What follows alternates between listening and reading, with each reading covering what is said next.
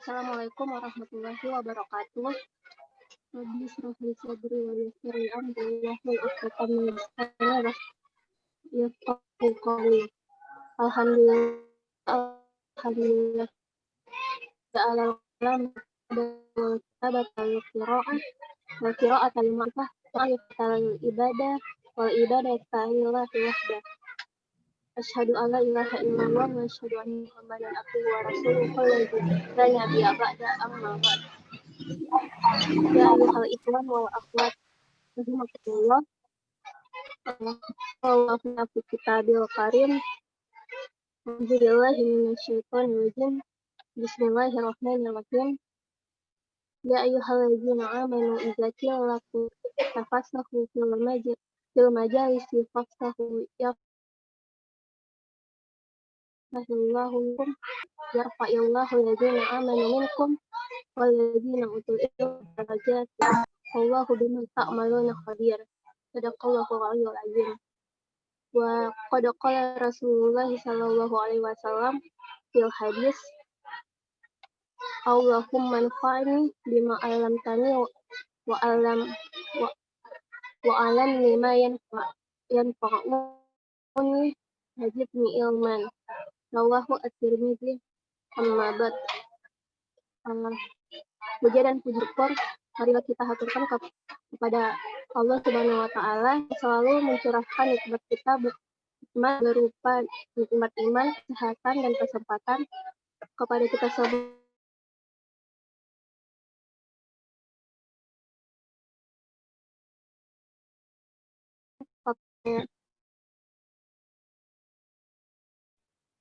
Dan tak lupa pula kita kepada keluarganya dan sahabatnya, dan semoga sampai kepada kita umatnya yang insya Allah senantiasa mengikuti ajarannya.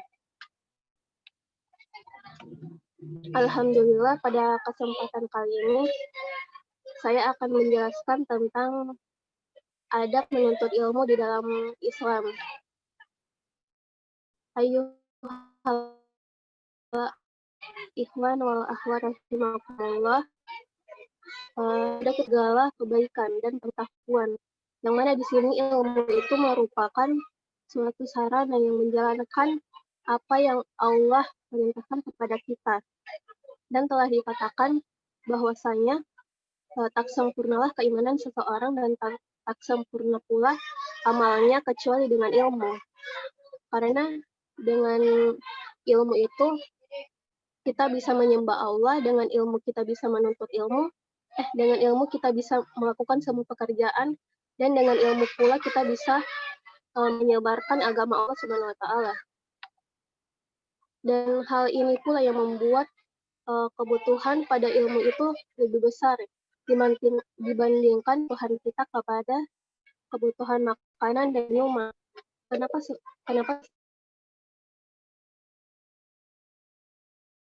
begitu? Karena suatu alam itu bergantung kepada suatu ilmu. Nah, manusia itu lebih memerlukan ilmu daripada makanan dan minuman. Kenapa?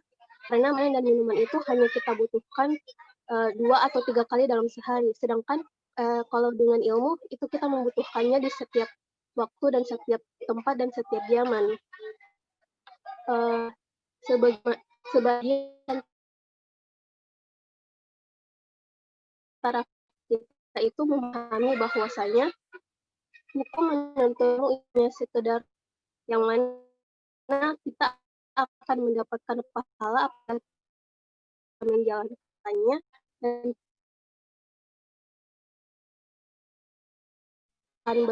apabila kita tidak melakukannya. Padahal di sini itu terdapat beberapa kondisi yang mana seperti sabda Rasulullah Shallallahu Alaihi Wasallam, yang mana istilah ini paling masyhur di kalangan thalabah, yang istilah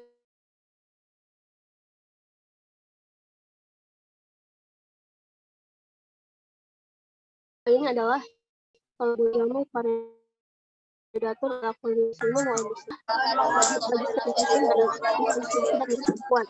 Dan dengan di sini kita menuntut ilmu, kita bisa mendapatkan banyak manfaat di antaranya. Yang pertama, dan kita menuntut ilmu, kita bisa mendapatkan kemudahan untuk masuk ke dalam surga Allah Subhanahu wa taala. Yang kedua, dengan kita menuntut ilmu, ilmu itu akan menjadi amal jariah kita kelak setelah kita meninggal. Seperti yang pernah dikatakan penceramah minggu kemarin, bahwasanya jika seseorang meninggal dunia, maka terputuslah amalannya kecuali 3 hal, yaitu sedekah jariah, ilmu yang bermanfaat, dan doa anak yang soleh. Kemudian manfaat lain yang kita bisa dapatkan dari menuntut ilmu itu, dengan ilmu Allah akan mengangkat derajat kita. Sebelum kita menuntut ilmu, ini kita itu bukan apa. Sedangkan setelah kita menuntut ilmu, kita itu akan dipandang mulia di hadapan orang-orang. Nah, dengan ilmu pula itu kita bisa mendapatkan manfaat, kita bisa diberi kebaikan di dunia dan di akhirat. Kemudian kita sebagai tholabeh harus memperhatikan beberapa adab-adab sebelum kita menuntut ilmu. Di antaranya, yang pertama yaitu niat lillahi ta'ala. Saat kita menuntut ilmu, niat kita itu adalah harus karena Allah Subhanahu wa taala. Karena jika niat kita selain dari Allah Subhanahu wa taala, maka ilmu yang kita akan dapatkan itu tidak akan berkah, atau kita tidak akan mendapatkan manfaat yang lain. Kemudian adab menuntut ilmu yang lain yaitu berdoa saat menuntut ilmu. Kenapa kita harus berdoa? Kita sebagai tholabeh harus kita bisa dari berbagai macam gangguan seperti bisikan setan yang menyuruh kita untuk tidur di dalam kelas, sehingga kita bisa mengantuk di dalam kelas dan tidak bisa belajar.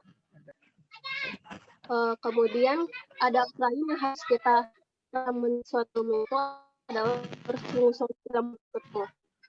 Apabila kita bersungguh-sungguh dalam menuntutnya, manfaat itu kita akan mendapatkan seperti yang saya sebutkan tadi.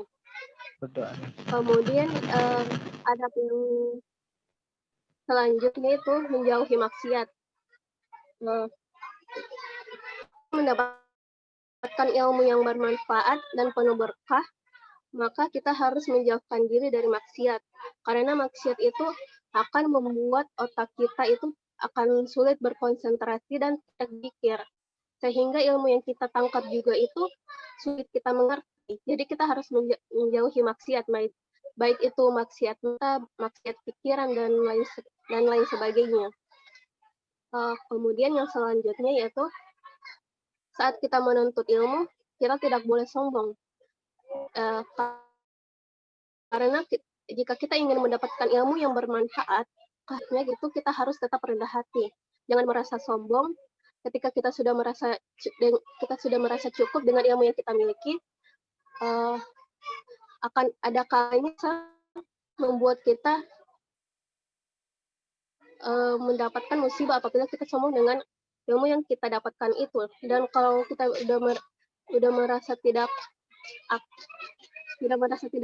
sudah merasa cukup dengan ilmu itu, seperti Allah akan mengangkat ilmu yang kita pernah pelajari tersebut. Kemudian yang selanjutnya itu saat kita menuntut ilmu, alangkah baiknya itu kita menyimak guru saat menuntut ilmu. Karena dengan guru atau seseorang yang sedang mengajar kita, itu merupakan salah satu adab dalam menuntut ilmu. Kita tidak boleh bicara atau melakukan hal-hal yang lain seperti bergosip atau melihat cermin dan lain sebagainya. Karena seringkali itu kita bisa fokus dengan apa yang diajarkan oleh guru kita. kita bisa belajar, kita harus usahakan tetap fokus dan bersungguh-sungguh ketemu di mana saja dan kapan saja, dan tak hanya di bangku sekolah ataupun di bangku kuliah. Karena kita juga harus mendapatkan ilmu agama. Dengan menuntut ilmu agama itu akan menjadi sebuah bekal di kehidupan kita sekarang atau kehidupan kita nanti. Ya, mungkin hanya ini yang bisa dapat saya sampaikan.